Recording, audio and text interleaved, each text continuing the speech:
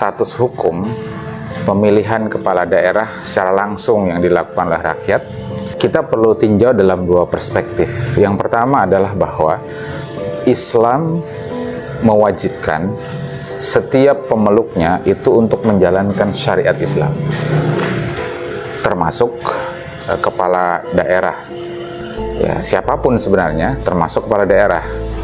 Dalil mengenai hal ini adalah Allah dan Rasul-Nya menyebutkan ya, dalam Al-Quran, dalam hadis yang memerintahkan kita untuk terikat kepada syariat Islam. Allah Ta'ala berfirman, A'udzubillahi minasyaitonirrajim, fahkum bainahum bima anzalallah wa la tattabi' ahwa'ahum.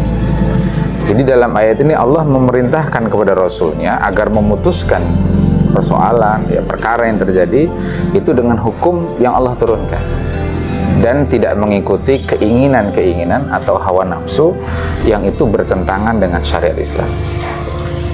Maka ayat ini dan sejumlah ayat yang lain serta hadis Nabi SAW itu memerintahkan kita untuk terikat kepada syariat Islam.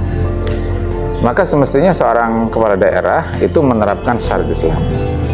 Nah, persoalannya kemudian adalah hari ini kepala daerah, baik gubernur, bupati, wali kota, itu mereka diangkat tidak untuk menerapkan syariat Islam. Mereka diangkat untuk menerapkan aturan yang dimusyawarahkan dan kemudian diputuskan oleh DPRD, baik tingkat provinsi maupun kabupaten kota. Yang kalau kita mau jujur, peraturan-peraturan daerah itu tidak bersandarkan kepada syariat Islam. Produknya pun kebanyakan bertentangan dengan syariat Islam. Misal dalam konteks tata kelola sumber daya alam. Maka berarti jabatan kepala daerah hari ini adalah jabatan yang tidak menerapkan syariat Islam. Maka jabatan yang tidak menerapkan syariat Islam itu menjadi jabatan yang haram kaum muslimin duduk di dalam. Termasuk kemudian adalah mekanisme pemilihan kepala daerah yang menghantarkan terpilihnya kepala daerah itu juga adalah sebuah mekanisme atau proses yang haram.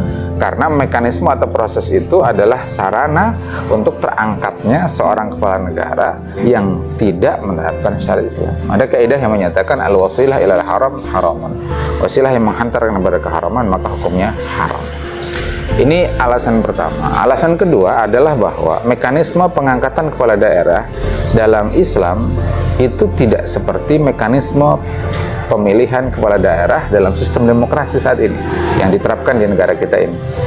Dalam sejumlah riwayat kita akan mendapatkan kabar bahwasanya kepala daerah di zaman Nabi, ya, demikian pula di masa Khulafaur Rasyidin, itu diangkat langsung oleh kepala negara.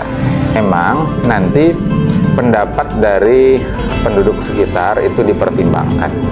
Ya, jika misalkan dia tidak disukai, tapi tetap sebagai penentu keputusan untuk pengangkatan kepala daerah dalam Islam itu adalah langsung dilakukan oleh kepala negara. Inilah mekanisme Islam untuk pengangkatan kepala negara.